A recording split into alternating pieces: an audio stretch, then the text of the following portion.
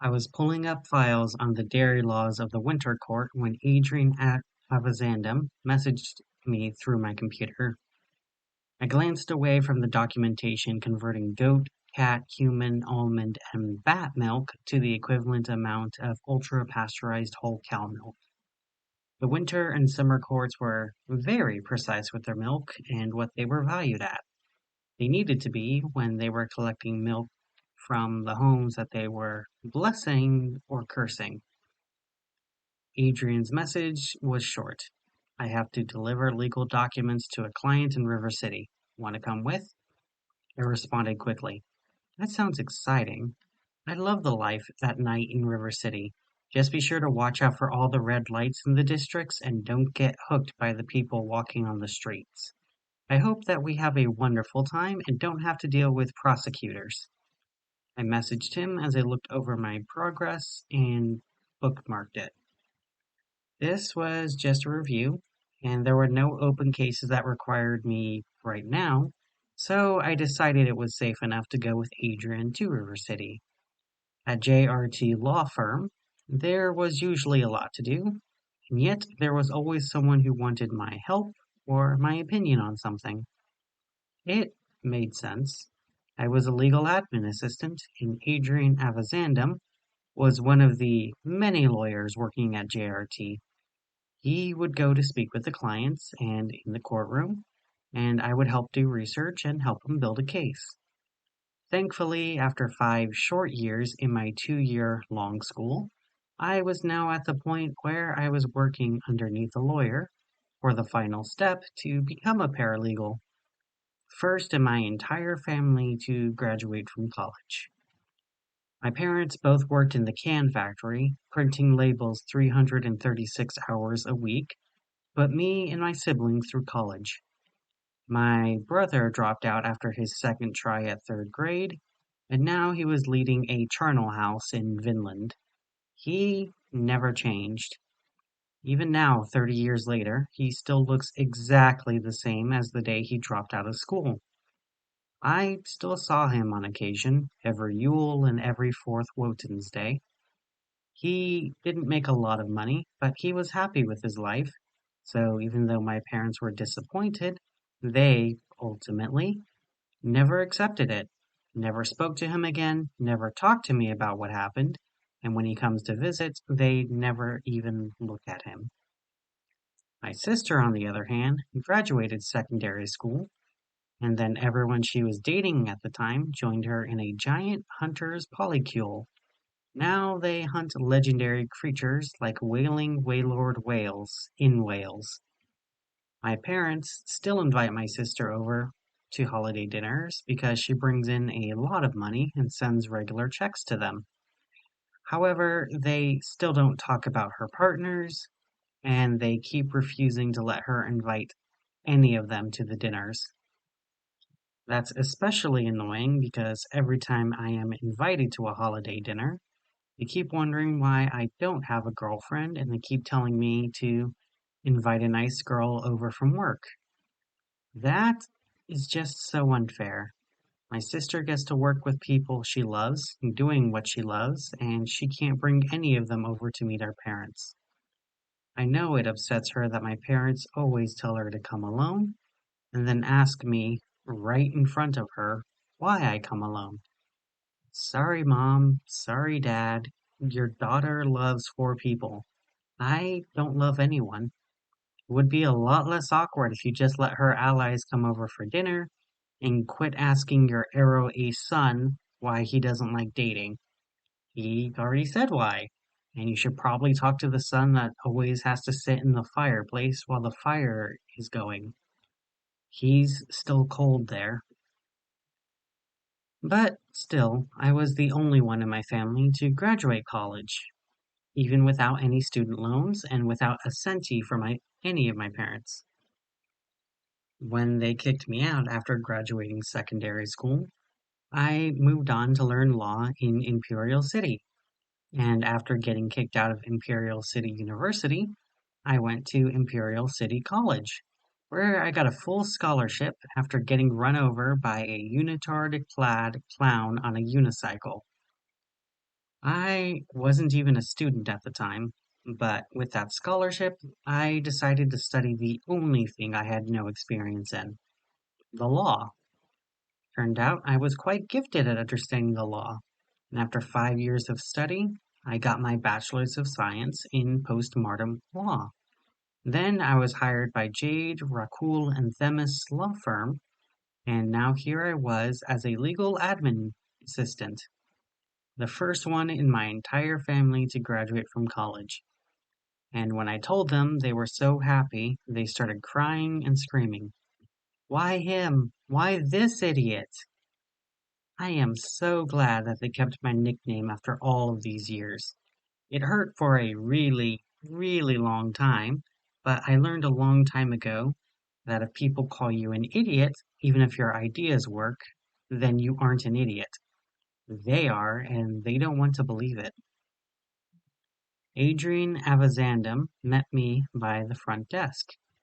He was carrying a briefcase marked with glowing sigils and painted eyes that kept glancing around and changing position every time you looked away. It was common practice in JRT to use some kind of sigils to protect legal documents when they were leaving the building, even though it was a lot of protection just for servicing evidence to a client in River City. Hey Kel, are you ready? He asked me and I nodded. This rock is ready to roll, I told him, and he responded by handing me his car keys. Awesome, you're driving. Cool. Is it because it's far away and we're taking turns? I asked him and he shook his head. No, I just don't have a driver's license. Oh, if you don't have a driver's license, why do you have a car? Turns out you don't need a driver's license to buy a car, but you do need to own a car to do courier work. However, you don't actually need to drive the car. Ah, so you need someone to drive you so you can do your job, clarified. Is that a problem for you? Nope, but you're paying for my lunch. Let's go, I said, pushing the button for the elevator. The doors opened and we stepped into the elevator. Every inch of the walls and ceiling were covered in buttons. Most of them had numbers, a few had names written in very small print, and a rare few had symbols that would give you a migraine if you stared at them for too long.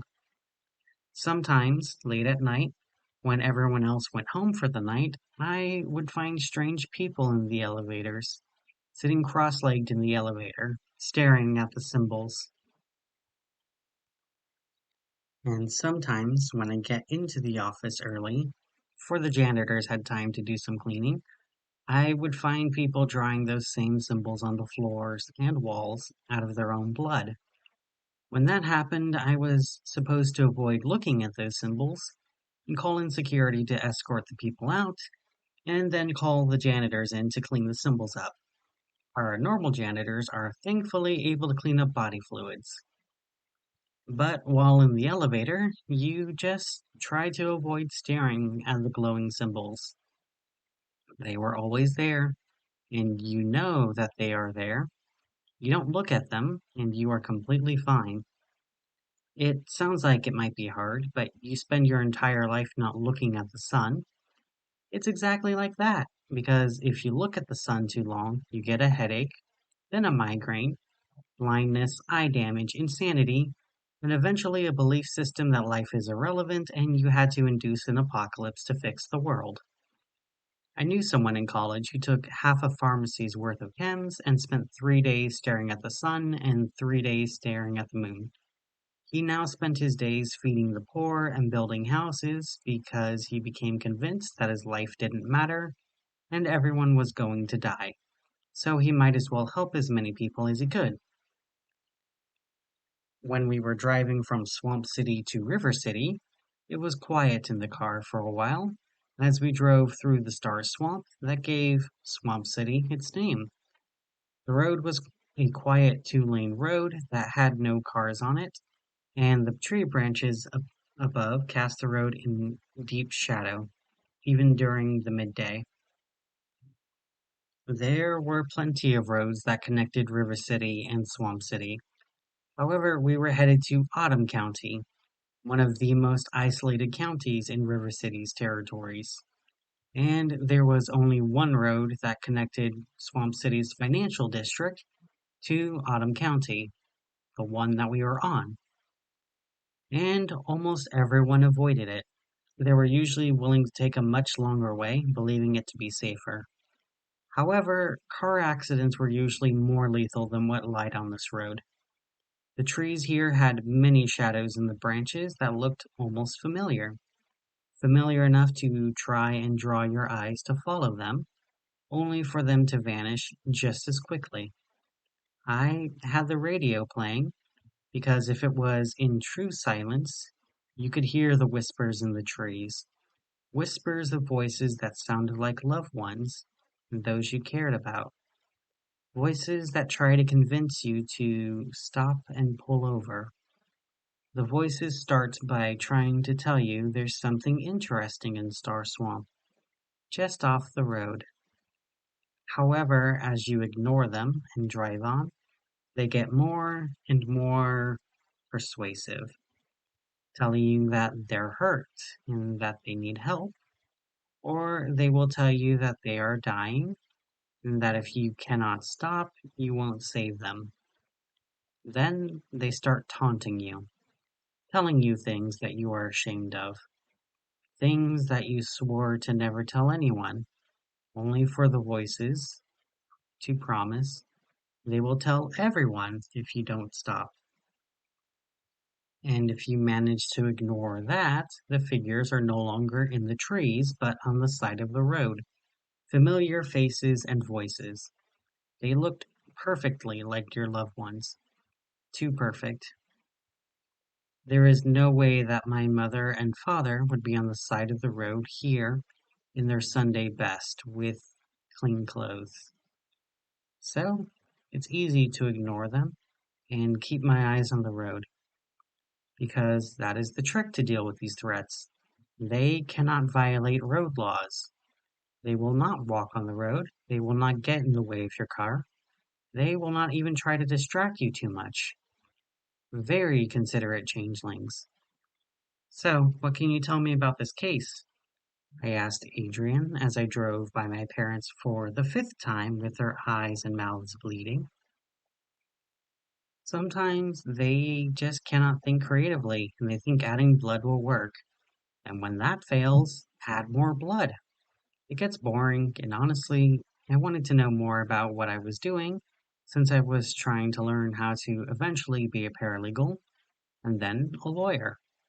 Well, we are serving evidence that will change our client's trial. They are depending on our evidence to change the case. Oh, what kind of case is this? I asked as Adrian's face turned pale when we passed by a struggling figure in the branches. A figure dangling from the branches, not held up by their arms, but still struggling from the rope. I guess it unsettled Adrian. Well, our client signed a contract with the good doctor that cost him his soul upon death. His family is convinced, however, that he didn't sign it in favorable circumstances. I mean, you sell your soul to the devil, you're usually not in a good place. I mean, they thought he was coerced into signing his soul over. If someone is coerced into signing a contract, the contract isn't valid. So we needed evidence that showed that he was under duress. And sure enough, we found it. With help from a private dick in River City. Ah, yes, River City. It's the best place for private dick. I'm talking about a PI, and I'm talking about a gumshoe. So, are we talking about the same thing? I think so. So you hired a sex worker to investigate the good doctor when he came in to visit them for a private dicking. You're fucking gods above. No! A private dick means a private detective. We hired the Red Prince to investigate, and she found evidence and brought it to our firm. Oh, I thought you hired Fallen Grace to collect evidence. Wait, Fallen Grace is a prostitute? She is? You're the one who brought this entire thing up. I'm not the one who said they hired a private dick from River City. What the hell was I supposed to think? Wait, you think a gumshoe is the same thing as a prostitute? Why? Well, because when I was younger, my dad told me he hired a gumshoe to prove my mother was cheating on him, and that the gumshoe proved it by sleeping with her. So I thought that was obvious. So why did you think we hired a Share My Day star to be a sex worker? Well, because she mentioned in her video that she had the best private dick in River City sharing her apartment. But what the hell? Okay, I don't even know how we got here. Can I go back to the case? Sure. Thank you. So, with evidence proving it was coerced, then our client no longer owes their soul upon judgment. So now we just have to deliver the papers to them, and then they can be judged freely. We do our good deed, and the client gets to have a more fair trial. Amazing. So where is our client living? They're not. They're homeless? Well, that's rough. So we're meeting them somewhere? We're meeting them in Crooked Cemetery. At a cemetery? Well, that's at least a peaceful place. No, in the cemetery. Well, okay. This will be the first client I have met who prefers to do business in a cemetery. We're doing business in the cemetery because the client is already dead. Oh, why didn't you just say so? I asked him, only for him to stare daggers at me, only to now stare outside at the bleeding and writhing figures instead of talking to me. Maybe he needed a break after talking about work. That happened to me all of the time.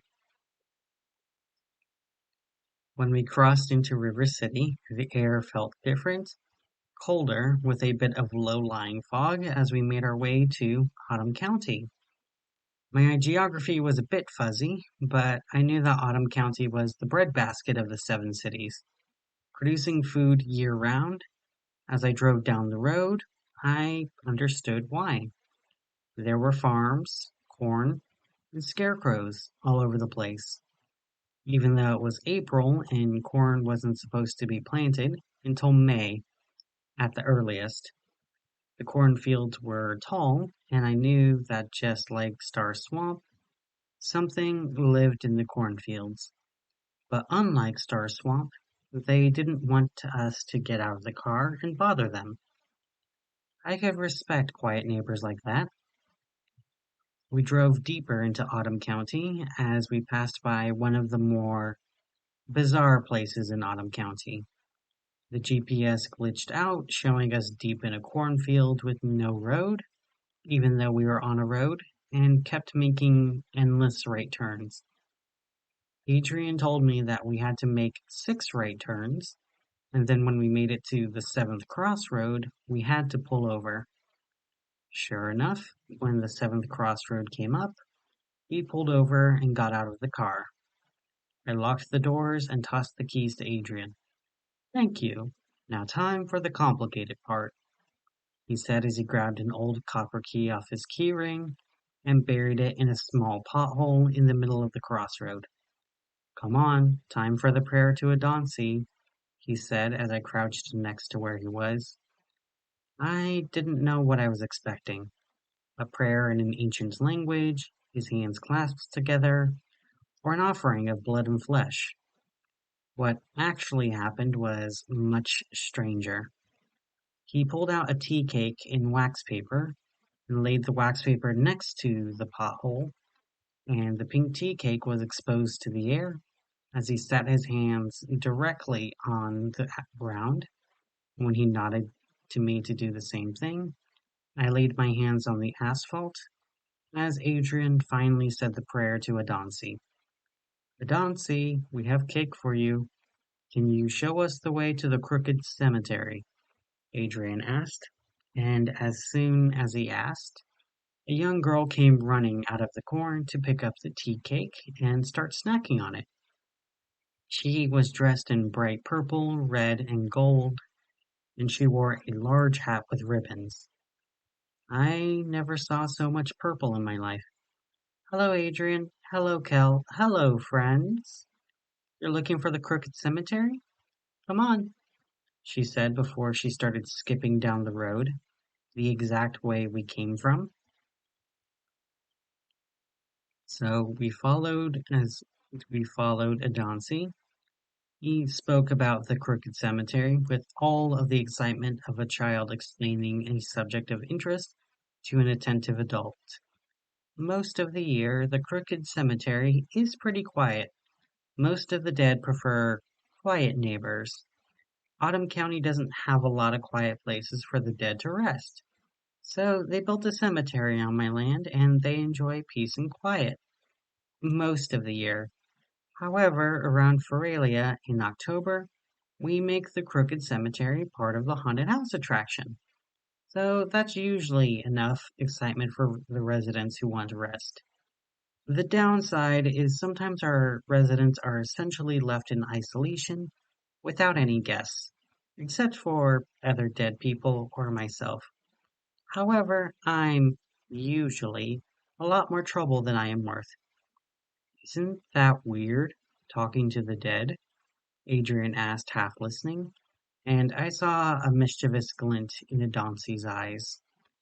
A look of someone who was really, really glad they were asked that question because they had been practicing answering that question. No, not at all, Mr. Vazandum.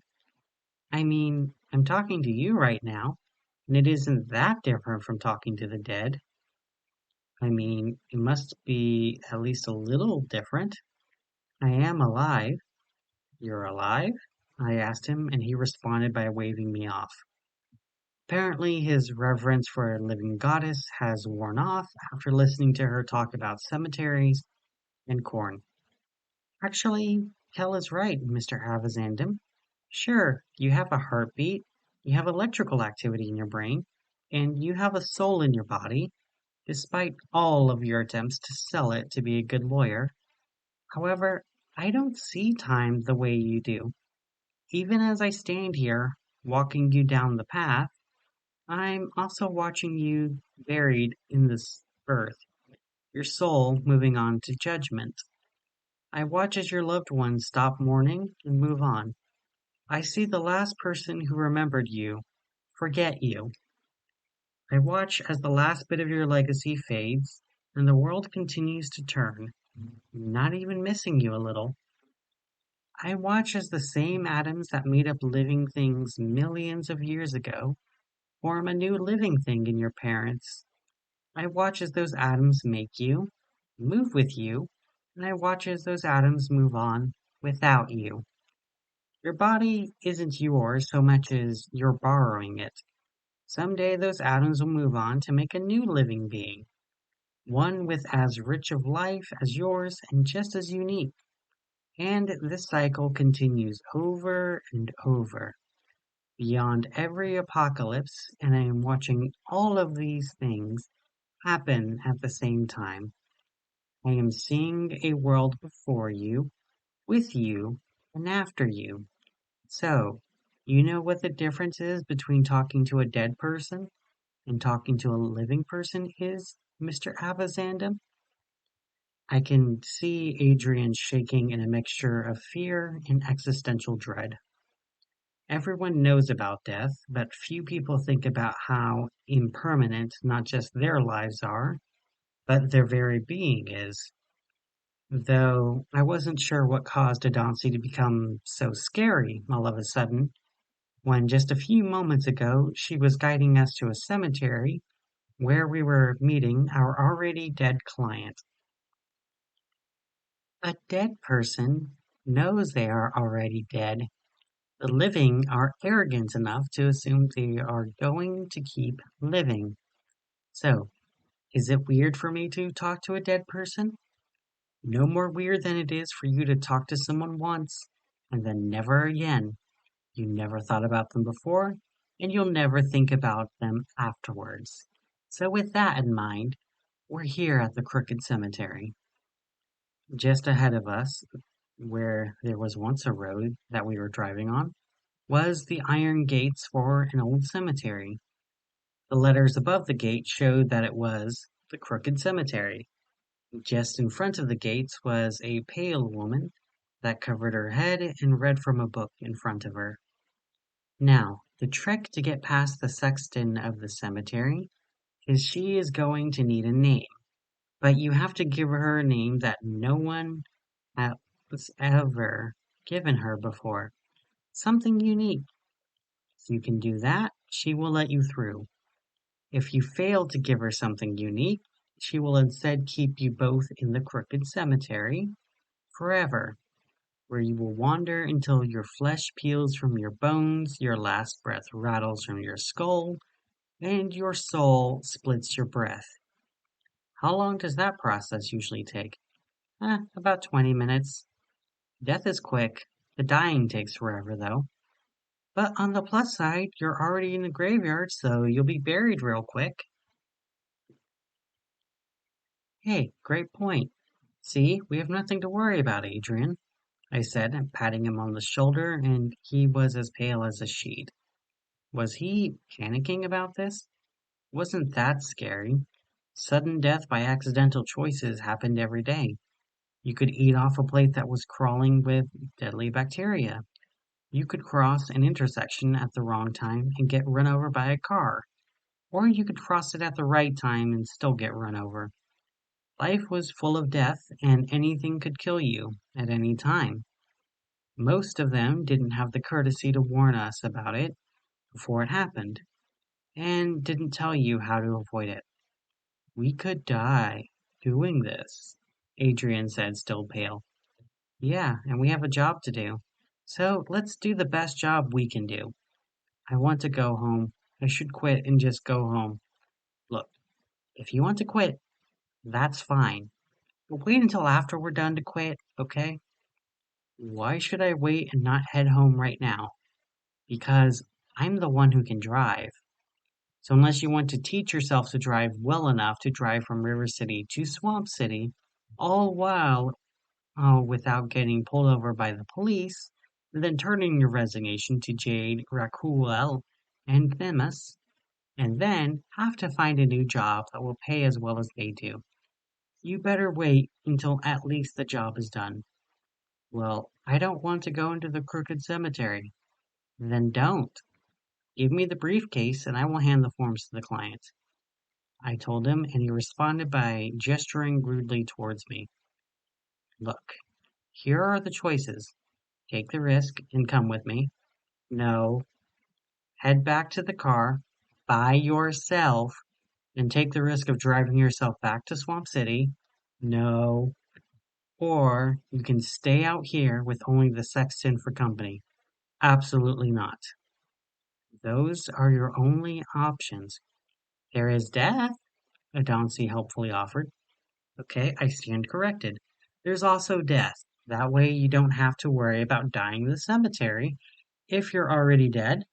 Plus, you won't have to worry about work. However, I recommend against suicide. I wasn't talking about suicide. Okay, I stand corrected again.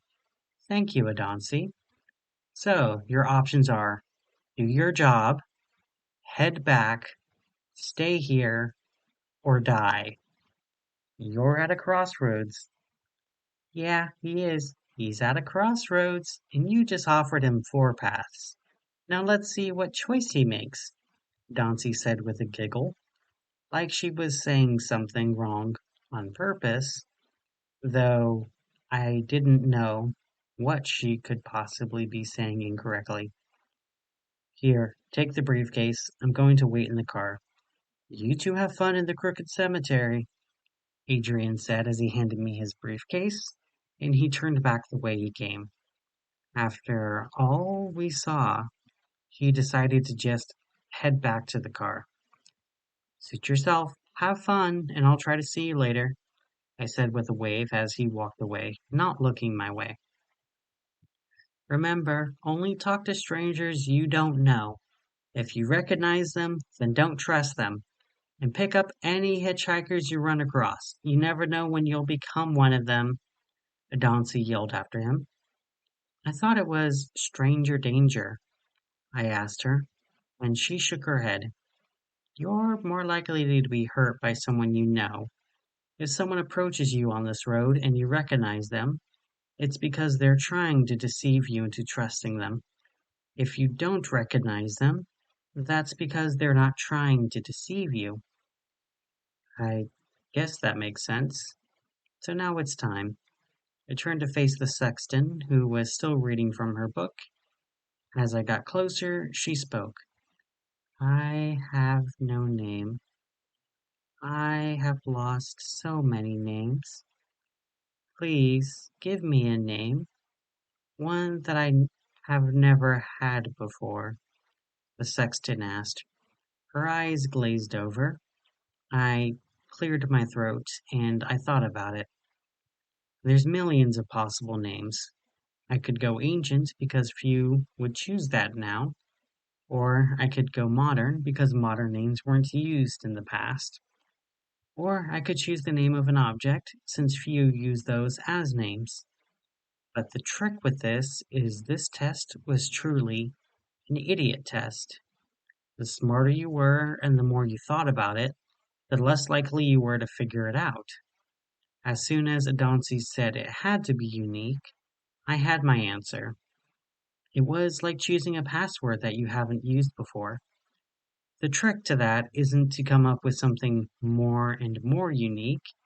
You came up with a phrase you know, a phrase that no one would guess.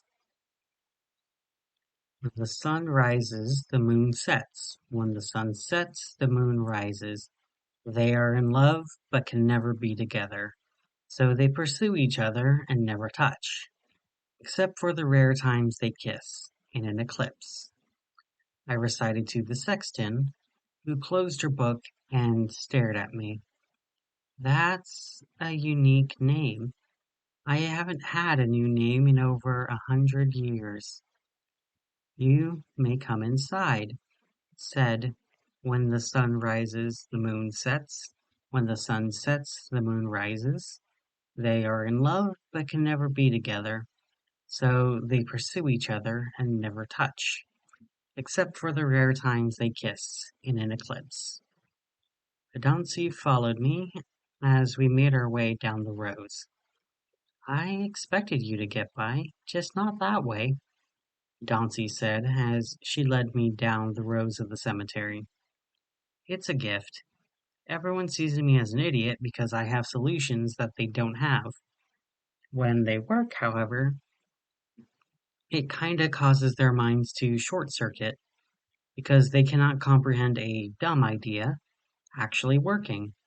But it's worked for me so far, so I'm going to keep doing it, I told Adansi, who stared at me for a second before she continued to lead down the cemetery as she spoke about frogs. Soon we came upon a gravestone that had two shovels sat next to it. The stone was blank of name, but did say, pending case. Is this my client? I asked Adansi, who nodded.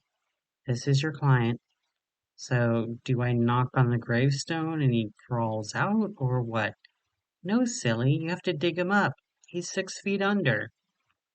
And there's two shovels because I thought Adrian was coming. Yeah, that makes sense. I guess the two of us should start digging, I said as I picked up a shovel. I'm not digging, Adansi said as she started doing cartwheels around the gravestones.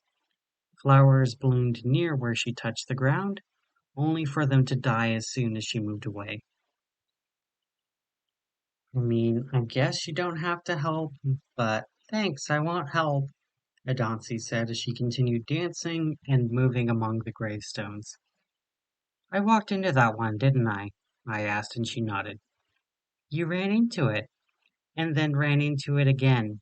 So I would start digging if I was you, Adansi said as I sighed and I started digging. It wasn't as hard as I expected. The soil was very loose, and before I knew it, my shovel hit something hard. I gently pushed the dirt aside and I saw the coffin. A wooden box that had a top and a bottom part that could be opened. So I opened the top part that I wasn't standing on, and I saw my client. Most of his flesh had rotted off a long time ago. His bones were yellow underneath, and what was left of his hair was a few white strands. I could see small things crawling underneath his skin, and he smelled foul, even with the distance between myself and him in the coffin. But even though my client was clearly dead, and not much was left of the body, I still had a duty to do. I opened the briefcase, and within it was a large folder with a folded piece of paper clipped to the front of it. I grabbed the paper and read it. It had my directions and what to say to the client. But the actual folder was going to be provided to him. Larry Larai Larryson. I, Kel Hoj, am delivering the requested evidence for your judgment. Please note, this evidence does not mean you are immediately innocent nor guilty. It is simply evidence you can offer during your judgment. If you have questions, please ask them now. There was silence from the coffin. Giving him a few extra seconds, I continued to read my part. This copy is your copy. JRT Law Firm will continue to possess its own copy. Thank you for reaching out to us for your services. This case was taken pro bono. We ask that you sign for us or leave a witnessed mark indicating that you have received these forms. I grabbed a pen and another piece of paper from inside of the briefcase, and I offered both to the dead body. His skeletal hands were free, but I wasn't expecting his hands to move. I had seen plenty of strange things in the Seven Cities, but a body in this condition could not be moving. So imagine my shock when the skeletal hands creaked and moved. After twitching a few times, the hands grasped the offered pen and signed at the indicated line.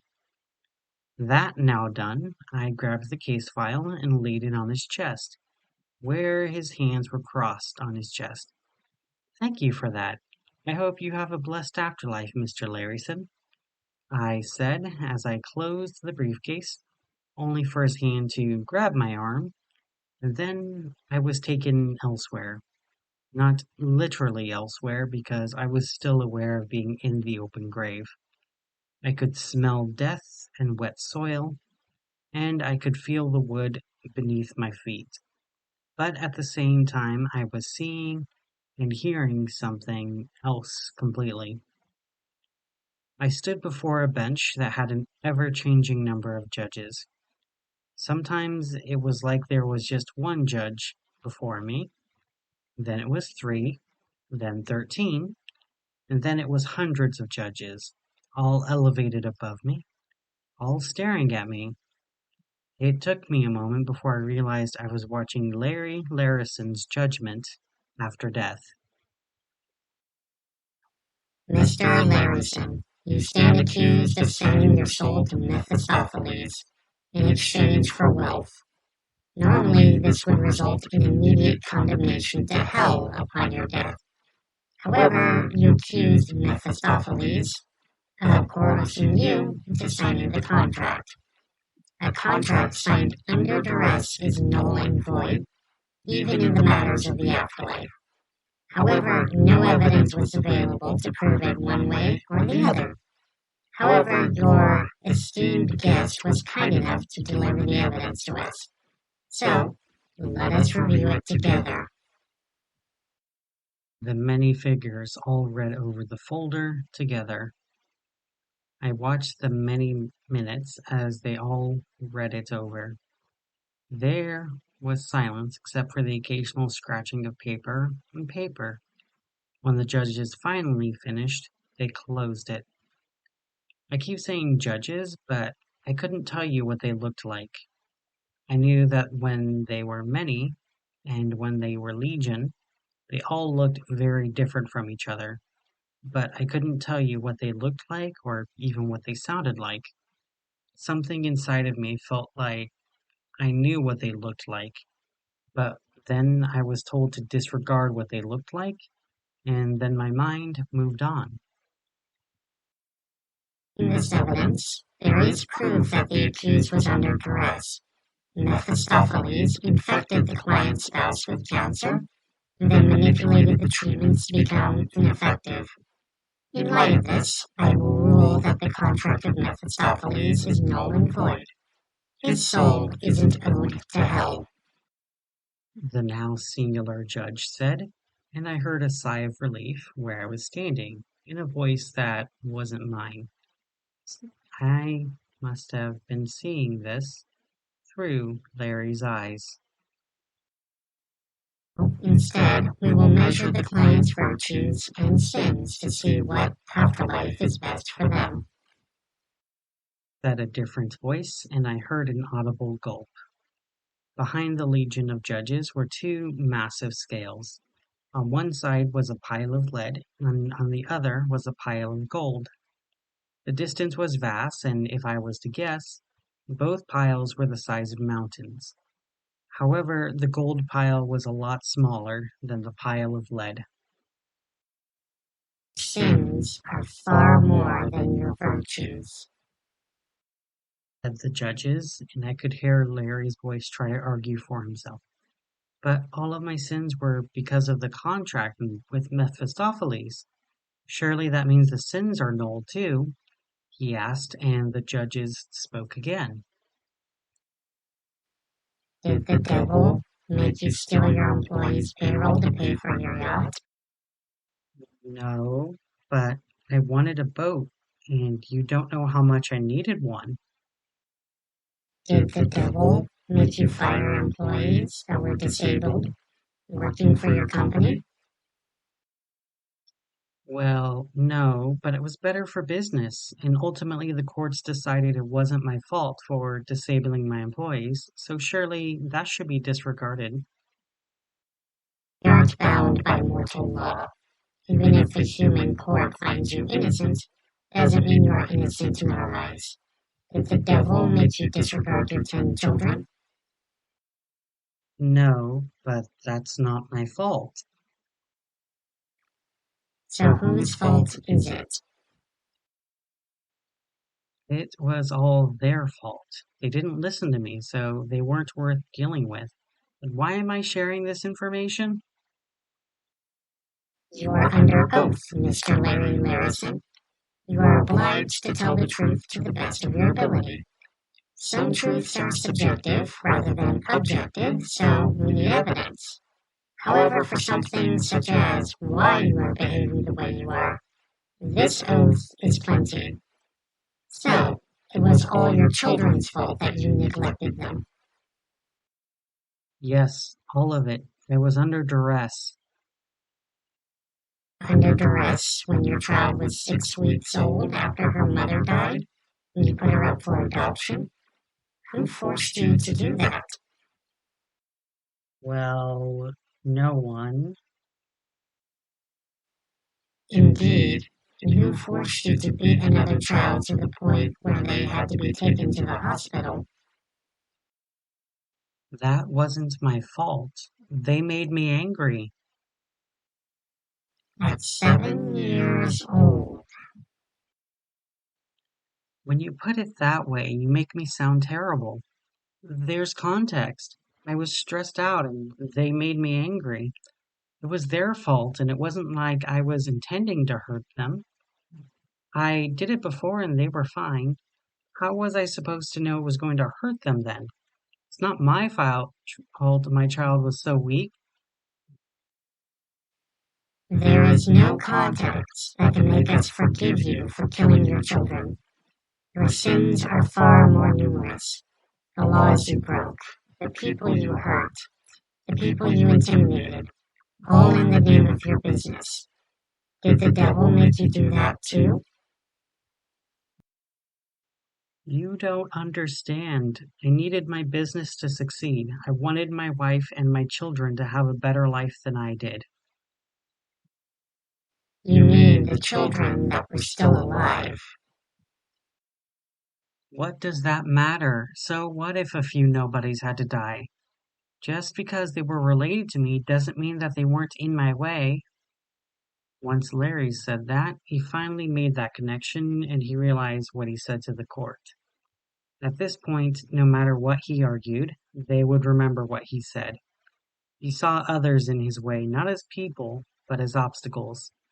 The greatest of sins always start by seeing people not as people, but as something else. By admitting that he did, it didn't matter that he no longer owed his soul to hell.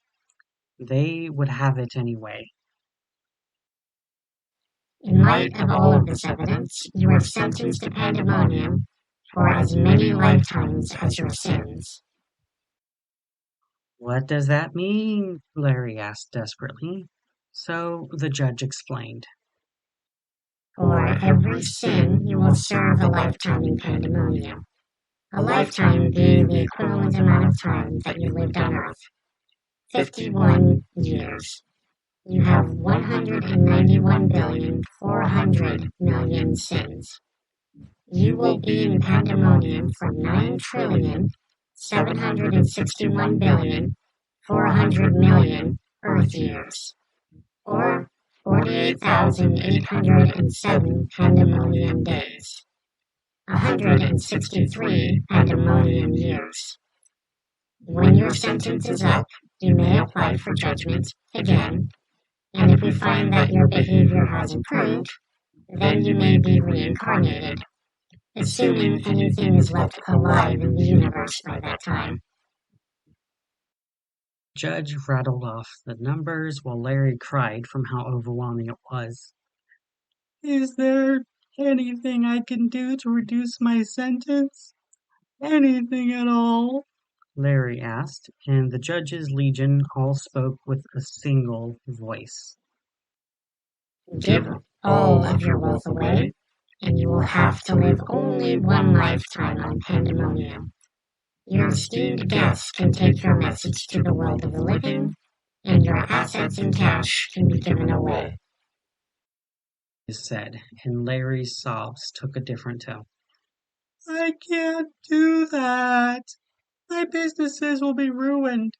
Everything I built will be lost. I can't do that. Anything else, please. I cannot do that to my company. Larry begged the indifferent judges. You have 30 minutes to figure out an answer. Then you go to Pandaemonium. Judges said, as Larry was left in the darkness with just me for company. I tried to speak to him, but nothing I said was heard. Before the 30 minutes was up, Larry gave me his answer. Now carrying his answer, I found myself back in the car, with the briefcase in the back, and Adrian asleep next to me. I drove back to Swamp City. The only message I would have for the law firm was the case file was delivered successfully. Even after all of that, even after knowing how long he would be in Pandaemonium, Larry Larryson chose to keep all of his wealth rather than give it away. Wealth he couldn't access. Wealth that would dissipate and die long before he ever escaped Pandaemonium. The judges gave him one last chance to do some good in the world. Maybe more good than all of the bad. And he couldn't do it. He would rather every single centime that he owed add to his sentence than let a single one go. I'm not sure if Larry ever knew this, but his sins were equal to the amount of money he had upon his death. He was willing to pursue sin and evil to obtain every bloody centime, and when his judgment came, and they were dragging him down to Pandaemonium, he kept his burden rather than let it go. That, along with what Adansi said about my atoms being borrowed, not mine, gave me a lot to think about as I made my way back to work.